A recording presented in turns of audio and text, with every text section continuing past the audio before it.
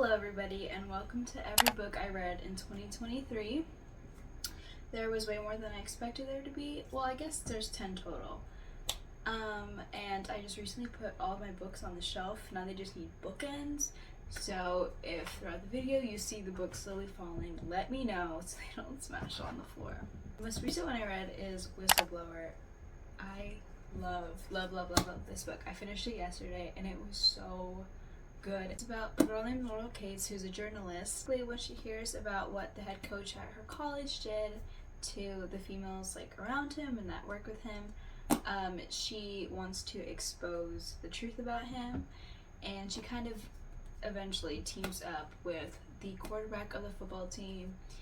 They get together eventually in the book, but it's way more than that. It's really deeply rooted in just about justice for the women affected by him and just bringing the truth to light.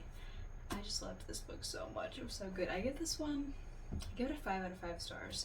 It's hard for me to do. This one deserves it. The second one is Catching Jordan by Miranda Keneally, I believe. This one is about, why did I read so many football ones? It's about a girl named Jordan Woods, and she is the only female in an all-boys football team at her high school, and she has a big dream of going to a specific college. Her dream of going to a specific college is kind of threatened by this new quarterback from a previous school that comes, and they're kind of switching between who's the quarterback. She starts to like him. Her best friend Sam gets a little jealous, but she doesn't know yet that he likes her. And then so there's kind of a love triangle in there, and it's just fun. If you like football too, this mentions the games, different football terms that I don't know of, but I really liked this book. It's a 5. Was it a 5? I think it's a 4.5 or a 5 for me. Next up is The Cheerleaders by Kara Thomas. This one is about a girl named Monica whose sister passed away from suicide a few years back, as well as the sister's friends who died from various things. It was a car crash, a couple were murdered, and she was kind of trying to move on from everything, but all of a sudden she finds mysterious things around her. So on letters in her stepdad's desk, she finds her sister's old phone. Then she's trying to find the mystery of what really happened to her sister, and I really like this book. I think I gave it a 4.5 out of 5 stars. I really liked it. I really like murder mysteries, but it's still young adult, so it's not too gory or really hard to read through. I really liked it.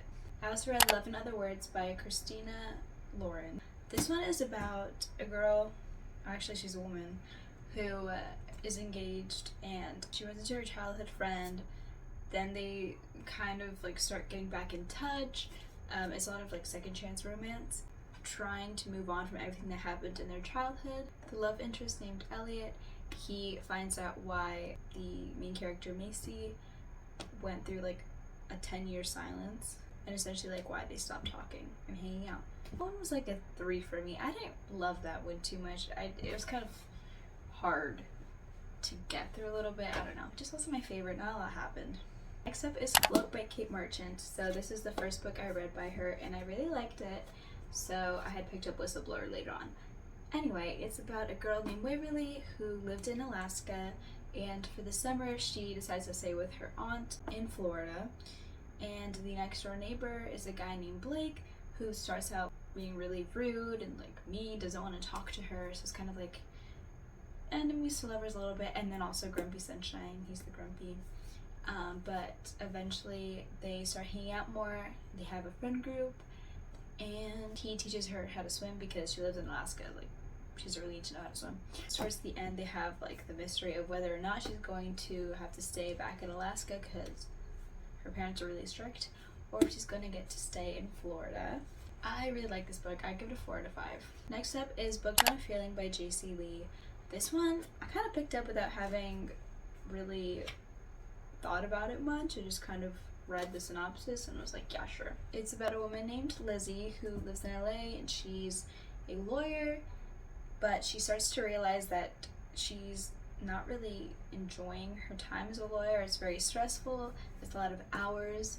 So she decides to go back to her hometown in Weldon, and she gets to be with her childhood best friend named Jack.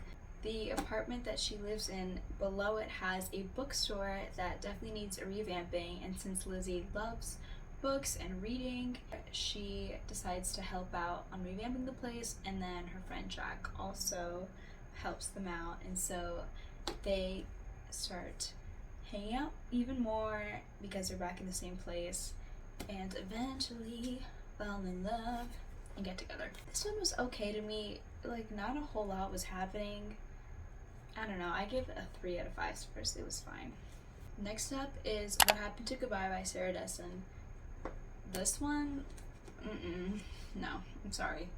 It was like about a girl who is constantly moving around because of her parents' divorce, but eventually she lands in this town where she all of a sudden develops a crush on the guy next door. And so like they're kind of hanging out, and then her dad is also working at this restaurant because he's like a chef, and so they're kind of revamping the restaurant. And so like the friend group that she kind of finds starts like helping out with the revamp and everything. Like it was just so incredibly boring. Nothing was really happening. No. 1 out of 5 stars. It was so hard to get through. Okay, Good Girl Complex by Elle Kennedy. This one is about a girl named Mackenzie who is rich. She starts out with a boyfriend that you can tell like just does not really treat her very well. But she has dreams of starting an internet business, but she knows that she has to go to college first because her parents are insisting on it. She meets this guy named Cooper Hartley who at first does not really like her because she's rich. He kind of has like preconceived notions on who she is and what she's like, so he doesn't really want to hang out with her until eventually they start hanging out with this group of friends and they kind of get started on her business. They like work together to start it, and they of course fall in love. This one was like a 4 out of 5 stars. I liked it. It was fun. It was a good summer read. Alright, then we have the Agathas. This is by Kathleen Glasgow and Liz Lawson. One of the main characters named Alice. She had a rough summer. Her best friend stopped hanging out with her and got together with her ex-boyfriend who dumped her. So she left for a while. Nobody knew where she was. She came back, and basically her ex-best friend is dead. Teams up with the tutor that was assigned by her school because her grades were dropping, and her name is Iris. And Iris has dreams of getting out of the town because she wants to get away from her like abusive dad. They team up together basically to discover the truth of how Brooke died, and what Iris would get out of it is the reward, money. It was a really good book. There was like so many twists and turns. I thought for the longest time I knew who the actual killer was, and I was wrong, so it had a good plot twist.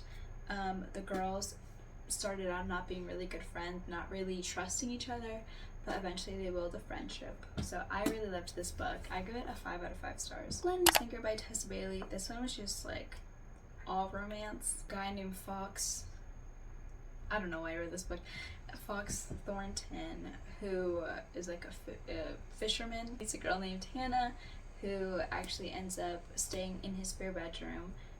He knows her because her sister's boyfriend is a fisherman too, I believe, if I'm remembering that correctly. I could be wrong. And yeah, eventually the more time they spend together, the more they realize that they like each other and they get together. Honestly, this book was kind of boring too. Didn't love it. Not a lot happening. I just wasn't that interested in it. I give it a 2 out of 5 stars. Not my favorite. Anyway, I hope you enjoyed my 2023 book roundup. Comment below any books that you think I should read for 2024. Make sure to like and subscribe for more. See you next time. Bye!